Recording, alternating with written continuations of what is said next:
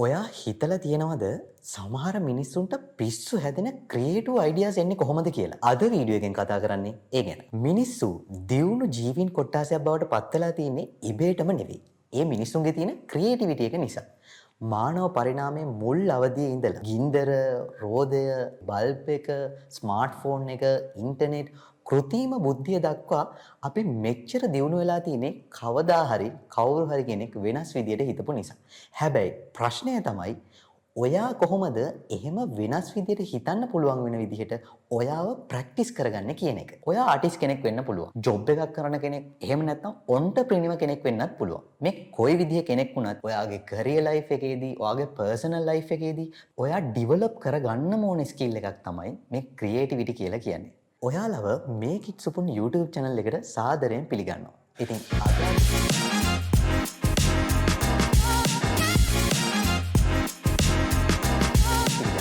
ඉතින් අද අපි ක්‍රියේටිව් රස්තියාදුවේදී කතා කරන්නේ අපේ ක්‍රියේටිවිටි ලෙවල් අප් වෙන විදිහේ තින්කින් පැටර්න් එකක් ගැන.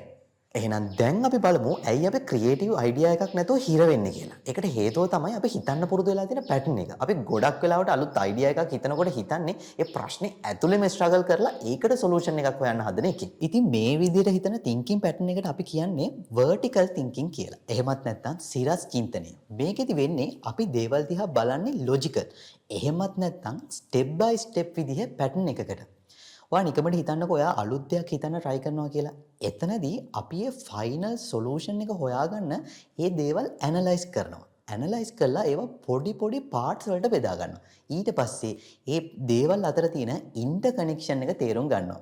ඇත්තටම මේ vertical thinking වලදී වෙන්නේ අපි දෙයක් අලුත් විදිහට හිතනවා නෙවෙයි. අපි මේ සොලියුෂන් එක හොයාගන්න දේවල් තාර්කිකව ඇනලයිස් කරන එකට. ඉතින් පිස්සු හැදෙන ක්‍රියේටිව් අයිඩියාස් හොයන අයට නම් මේ තින්කින් පැටර්න් එක ගැලපෙන්නේ නැහැ. හැබැයි මේ තින්කින් පැටර්න් එකත් වැදගත් වෙන වෙලාවල් තියෙනවා. මෙහෙමයි. මේ vertical thinking වලින් ගොඩාක් ක්‍රියේටිව් දේවල් හිතන්න බැරි වුණාට මේ තින්කින් පැටර්න් එකත් වැදගත් වෙන වෙලාවල් එනවා. ඇකඩමික් ලයිෆ් එකට, සයන්ටිෆික් රිසර්ච්, ලෝ, ඉන්ජිනියරින්, බිස්නස් ස්ට්‍රැටජි වගේ සමහර ෆීල්ඩ් වලට මේ තින්කින් පැටර්න් එක මාර විදිහට වැදගත් වෙනවා. එහෙනම් දැන් අපි යමු මේ වීඩියෝ එකේ හොඳම පාර්ට් එකට. මම දැන් කතා කරන්න යන්නේ ඔයාලගේ ක්‍රියේටිව් තින්කින් ලෙවල් අප් වෙන විදිහේ තින්කින් පැටර්න් එකක් ගැන. ඒ තමයි lateral thinking. මොකද්ද මේ lateral thinking කියලා කියන්නේ? ඇත්තටම මෙතනදි වෙන්නේ අපි දේවල් දිහා සම්පූර්ණයෙන්ම වෙනස් ඇන්ගල් වලින් බලන්න පුරුදු වෙන එකට.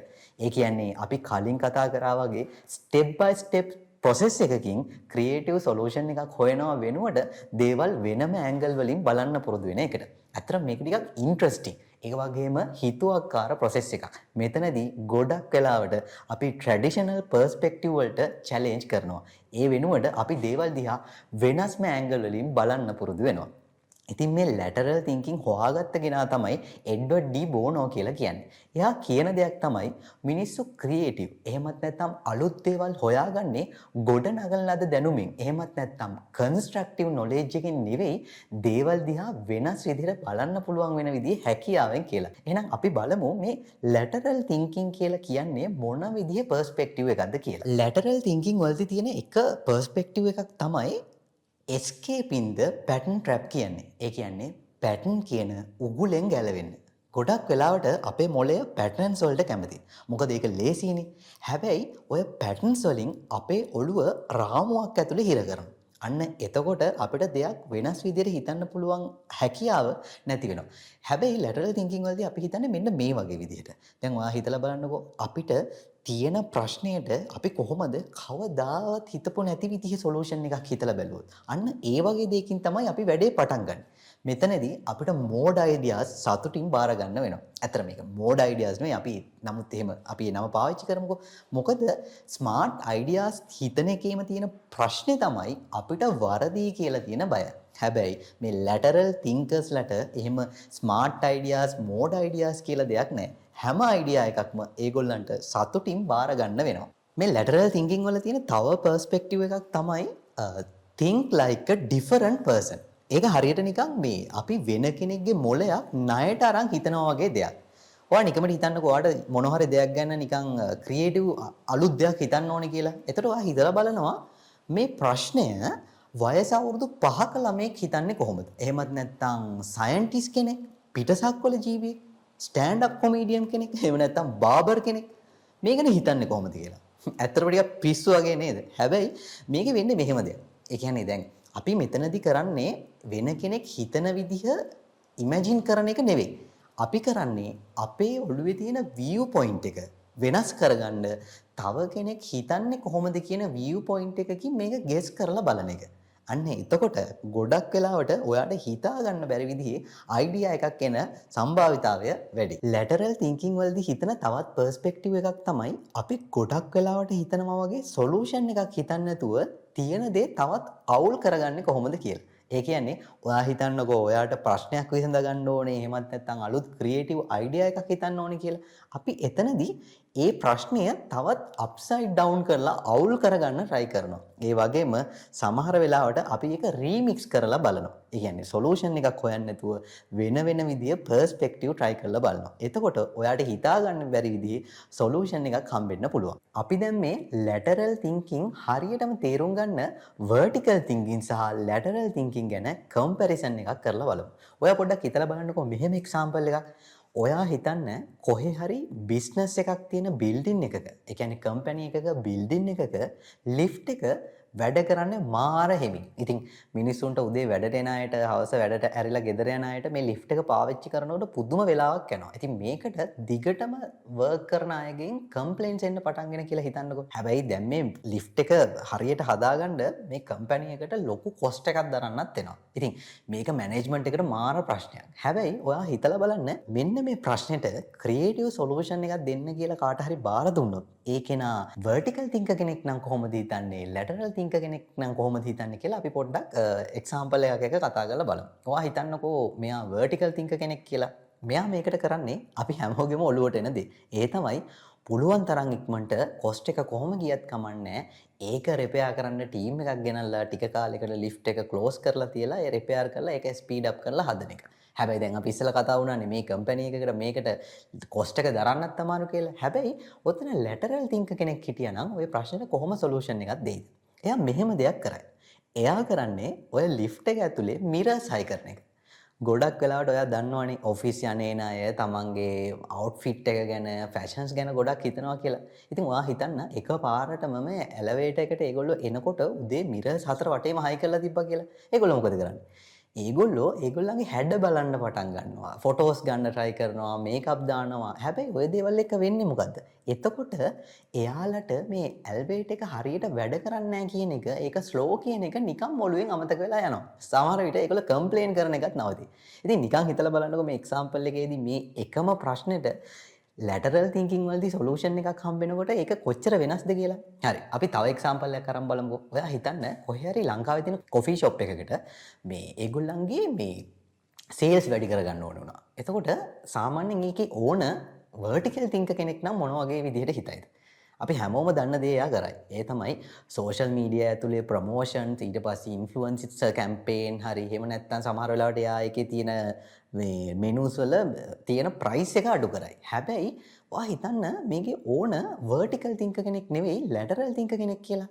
එතකොට එයා මෙහෙම දෙයක් කරයි. එයා අලුත් විදිහේ menus ටිකක් හරි එයාගේ තියෙන menus ටික හරි ලංකාවේ local celebrities ලගේ නම් වලින් ඩායි. එහෙමත් නැත්නම් ඔය ලංකාවේ තියෙන ජනප්‍රිය මීම්ස් තියෙන්නේ. අන්න ඒ වගේ නම් පාවිච්චි කරලා එයා menus introduce කරලා දෙන්න පටන් ගනී. මේකෙන් වෙන දේ තමයි ඔයා නිකන් හිතන්න අර සාමාන්‍ය විදිහේ traditional marketing එකකට වඩා මිනිස්සුන්ගේ attention එක ඉක්මනට මේ විදිහේ දෙයක් කරපුවාම එන්නේ නැද්ද කියලා. ඉතින් අන්න ඒ වගේ lateral thinking වලදී අපිට හිතන්න පුළුවන් එක එක විදිහේ අමුතු perspective. මම තව example එකක් කියන්නම්. ඔන්න ඔයා හිතන්න කවුරු හරි company එකක් app එකක් launch කරනවා. මේ ඇප් එක ඒගොල්ලන්ට ඉක්මනට මිනිස්සු අතරට යවා ගන්න ඕනේ. හැබැයි මේකේ මාකටිං ටීම් එකේ ඉන්න කට්ටිය vertical thinkers ලා නම් ඒගොල්ලෝ මොකද කරන්නේ? මුලින්ම මේ ඇප් එක සාමාන්‍ය විදිහට launch කරලා ඒක social media ඇතුලේ publish කරලා ඊට පස්සේ social media paid media පැත්ත කරලා influencer පැත්ත කරලා testimonials ඔය වගේ දේවල් වලින් තමයි ඕක මේවා කරන්නේ. මාකට් කරන්නේ. හැබැයි ඔයා හිතන්න මේක මාකට් කරන්න ඉන්න කෙනා lateral thinker කෙනෙක් කියලා. එයා කරයි මෙහෙම දෙයක්. එයා මුලින්ම ඔය ඇප් එක ලීක් වුණා කියලා මිනිස්සු අතරට යවයි. මේක ලීක් වුණා ඉක්මනට ඩවුන්ලෝඩ් කරගන්න ඕගොල්ලන්ට මේක ෆ්‍රී යනවා නම් මේවා පාවිච්චි කරන්න පුළුවන් අරක තියෙනවා මේක තියෙනවා කියලා ඉක්මනට මිනිස්සු අතරට යවන්න ගන්න. එතකොට මේ මිනිස්සු පුළුවන් තරම් ඉක්මනට ඒක ඩවුන්ලෝඩ් කරගෙන ඒක පාවිච්චි කරන්න පටන් ගන්නවා. ඊට පස්සේ තමයි මේ හිතපු මාකටිං ටීම් එකේ කට්ටිය මිනිස්සුන්ට කියන්න පටන් ගන්නේ ඇත්තටම මේක ලීක් වර්ෂන් එකක්. ඒ කියන්නේ මේ තමයි ඇප් එකේ ටීසර් එක. ඉතින් ඔයාලට ඊට පස්සේ මේ ඇප් එක දැන් ඔරිජිනල් ඇප් එක ඩවුන්ලෝඩ් කරගන්න පුළුවන් කියලා. ඉතින් ඔයා හිතන්නකෝ මිනිස්සු දැන් ඒක පාවිච්චි කරලා පොඩ්ඩක් හුරු වේගෙන එනකොටම අර වගේ එකක් කියපු ගමන් මිනිස්සු ආයේ ඇප් එක අතාරින්නේ නැහැ. ඒගොල්ලෝ කරන්නේ ඉක්මනටම කියුරියෝසිටි එකකින් තමයි ඇප් එක ඩවුන්ලෝඩ් කරගන්න එක. ඉතින් මෙහෙමයි. මේ එක්සැම්පල්ස් වලදී අපිට දකින්න පුළුවන් දේ තමයි මම මේ කතාව ඔයගොල්ලන්ට කිව්වේ. අපි ලැටරල් තිංකින් සහ වර්ටිකල් තිංකින් වලදී දේවල් අර ඉස්සෙල්ලා කතා කරපු දේවල් ප්‍රැක්ටිකලි කොහොමද සමහර වෙලාවට පාවිච්චි වෙන තැන් සහ මේවා පාවිච්චි කරලත් තියෙනවා. එහෙම එක එක එක්සැම්පල් වලින් අපි තේරුම් ගන්න කොහොමද කියන එක.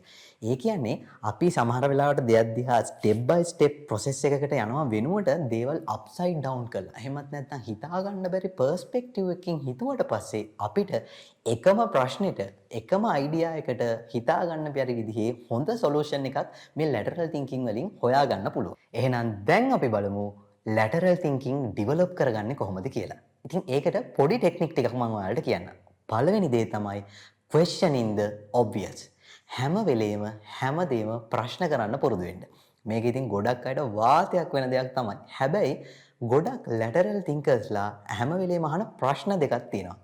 එකක් තමයි why, දෙවෙනි එක තමයි what if කියන දේ. ඉතින් මේ ප්‍රශ්න වලට උත්තර හම්බ වෙනවා කියලා කියන්නේ හැමදේම මේ විදිහට ප්‍රශ්න කරනවා කියලා කියන්නේ ඔයාට හිතා ගන්න බැරි විදිහේ ඇන්ගල් වලින් දේවල් හිතන්න බලන්න පුරුදු වෙනවා කියන එක. දෙවෙනි ටෙක්නික් එක තමයි escape the pattern with random inputs කියලා කියන්නේ. ඒ කියන්නේ අපි මොකක් හරි දෙයක් හිතනකොට ඒකට අදාළම නැති දෙයකින් solution එකක් හොයන්න try කරන එක. ඔයා හිතන්නකෝ ඔයා මොකක් හරි creative idea එකක් හිතනකොට ඒක හිර වෙනවා කියලා. ඒ වෙලාවට ඒකට අදාළම නැති දෙයක් හිතන්න පුරුදු වෙන්න. එහෙම නැත්නම් අදාළම නැති activity එකක් කරන්න. example එකකට ඔයා සින්දුවක් අහනවා වෙන්න පුළුවන්, වීඩියෝ එකක් බලනවා වෙන්න පුළුවන්, එහෙම නැත්නම් game එකක් play කරනවා වෙන්න පුළුවන්. ඔයාට කැමති ඕනම දෙයක්. මේකෙන් වෙන්නේ ඔයා අර එකම දේ හිතමින් ඉන්නකොට හිටපු පැටර්න් එක බ්‍රේක් වෙන එක. ඒකෙදි ඔයා අලුත් දෙයක් කරනකොට ආයෙත් ඔයාගේ ඔළුව වෙන දේවල් හිතන්න ඕපන් වෙනවා. එතකොට ආයෙත් ඇවිල්ලා ඔයා අර පරණ අයිඩියා එක හිතපුවාම පරණ විදිහට මේක දිහා බලන්නේ නැහැ. ඒකට මොකක් හරි ක්‍රියේටිව් සොලියුෂන් එකක් හොයාගන්න අනිවාර්යෙන් ඔයාට chance එකක් හම්බ වෙනවා. ඊළඟ ටෙක්නික් එක තමයි what if game එක. ඇත්තටම මේක මම personally try කරන දෙයක්. ඔයා හිතන්නකෝ ඔයාගේ ජීවිතේ ඔයාට හම්බෙන හැම සාමාන්‍ය දෙයක්ම ඔයා ඒකට හිතා ගන්න බැරි දෙයක් සිද්ධ වුණොත් කොහොමද කියලා හිතනවා. example එකකට මට නම් මෙහෙම ප්‍රශ්නයක් තියෙනවා. මම පාරේ යනකොට මට නවත්තලා තියෙන වාහනයක් දැක්කොත් හිතනවා මේ වාහනේට පණ ආවොත් කොහොමද කියලා. ඒ වගේම තමයි මිනිස්සු ඉස්සරහට ඇවිදින්න නැතුව පිටිපස්සට ඇවිද්දොත් කොහොමද කියලා. සමහර සත්තු දැකපුවාම මේ සත්තුන්ට මේ නමින් කතා කරන්නේ නැහැ කියලා. මේකේ පොඩ්ඩක් වියර්ඩ් දෙයක් තමයි. හැබැයි මේකේ තියෙන මේ හොඳම දේ තමයි අපිට මෙහෙම අමුතු දෙයක් හිතන්න පුළුවන් වෙච්ච ගමන්. එහෙම නැත්නම් අපි මේ විදිහට හිතන්න පුරුදු වෙච්ච ගමන් අපිට නිකන් හිතා ගන්න බැරි ඉමේජිනේෂන් ඒ ගැන හිතෙන්න පටන් ගන්නවා. එතකොට අපි අර දේවල් සාම්ප්‍රදායික දකින්න එකෙන් බ්‍රේක් වෙලා අපිට ටිකක් ක්‍රියේටිව් අයිඩියාස් හිතන්න පුරුදු වෙනවා. ඒ වගේම තමයි තවත් ටෙක්නික් එකක් තමයි ඔය පසල්ස් රිඩල්ස් වගේ දේවල් විසඳන එක. ඔයා දන්නවනේ අපි නිකන් ජිම් එකකට ගිහින් වර්ක්අවුට් කරනවා වගේ වැඩක් තමයි මොලේට මේ විදිහේ එක්සර්සයිස් එකක් දෙන එක. ඔයා මේ රිඩල්ස් පසල්ස් වගේ දේවල් විසඳනකොට ඔයාගේ හැම වෙලේම ඔළුව එක්සර්සයිස් එකක් කරනවා වගේ වෙනවා. එතකොට හිතන්න පුරුදු වෙනවා. එතකොට හිතන්න තියෙන කම්මැලිකම නැති වෙනවා. ලාස්ට් ටෙක්නික් එක තමයි ඔයා ආශ්‍රය කරන අයගෙන් කොහොමද ක්‍රියේටිවිටි ඩිවෙලොප් කරගන්නේ කියන එක. එක්සැම්පල් එකකට ඔයා හිතන්නකෝ ඔයා ආශ්‍රය කරන වටේ ඉන්න හැමෝම හරිම සාම්ප්‍රදායික විදිහට හිතන අය නම් අනිවාර්යෙන් ඔයාගේ ක්‍රියේටිවිටි එක පල්ලෙහාට බහිනවා. ඒ නිසා තමයි අපි ගොඩක් වෙලාවට වයිල්ඩ් තින්කර්ස්ලව ආශ්‍රය කරන්න පුරුදු වෙන්න ඕනේ. ඒගොල්ලෝ ගොඩක් වෙලාවට තියෙන දේවල් ඒ විදිහටම බාර ගන්න කැමති නැහැනේ. හැම වෙලේම ඒගොල්ලෝ බලන්නේ මේ පැටර්න්ස් බ්‍රේක් කරන්න. එතකොට ඒවට අලුත් විදිහේ ක්‍රියේටිව් ඉන්පුට්ස් දාන්න. ඉතින් ඔයා ආශ්‍රය කරන කතා බහ කරන අයත් එහෙම නම් අනිවාර්යෙන් ඔයාටත් සිද්ධ වෙනවා ඒගොල්ලන්ගේ ලෙවල් එකටම හිතන්න. ඒ කියන්නේ ඒගොල්ලෝ හිතනවා වගේ හැමදේම සාම්ප්‍රදායිකව තියෙන විදිහට බාර ගන්න නැතුව ඒක බ්‍රේක් කරන්න පුළුවන් විදිහේ තින්කින් පැටර්න් එකක් හදාගන්න. එහෙනම් අද වීඩියෝ එකෙන් අපි කතා කරේ ඔයාලගේ ක්‍රියේටිව් තින්කින් ලෙවල් අප් වෙන විදිහේ තින්කින් පැටර්න් එකක් ගැන. ඉතින් ඔයාලත් පිස්සු හැදෙන අයිඩියාස් හිතන්න කැමති කෙනෙක් නම් අනිවාර්යෙන් මේ ලැටරල් තින්කින් කියන දේ ඩිවෙලොප් කරගන්න. ඉතින් ඒකෙන් ඔයාගේ ක්‍රියේටිවිටි එක next level එකට ගෙනියන්න පුළුවන්. ඒ වගේම තමයි තවත් ක්‍රියේටිවිටි ගැන ගොඩාක් විස්තර කතා කරන වීඩියෝස් මම මේ YouTube channel එක through ඕගොල්ලන්ට අරන් එනවා. ඉතින් ඔයාලත් මාත් එක්ක මේ ක්‍රියේටිව් රස්තියාදුව ගහන්න කැමති නම් දිගටම මේක ඉට්ස් උපන් YouTube channel එකත් එක්ක එකතු වෙලා ඉන්න. ඒ වගේම මේක subscribe කරලා share කරන්නත් අමතක කරන්න එපා. ඉතින් ඔයාලගේ ideas මොන හරි තියෙනවා නම් හොඳ නරක ඕන දෙයක් මේ වීඩියෝ එක යටින් අනිවාර්යෙන් comment එකක් දාන්න. මොකද ඒක මේ YouTube channel එකේ development එකට මාර විදියට වැදගත් වෙනවා. එහෙනම් තවත් දවසක ක්‍රියේටිව් රස්තියාදුවක් ගහන්න සූදානමින් මං අතට සමු ගන්නවා.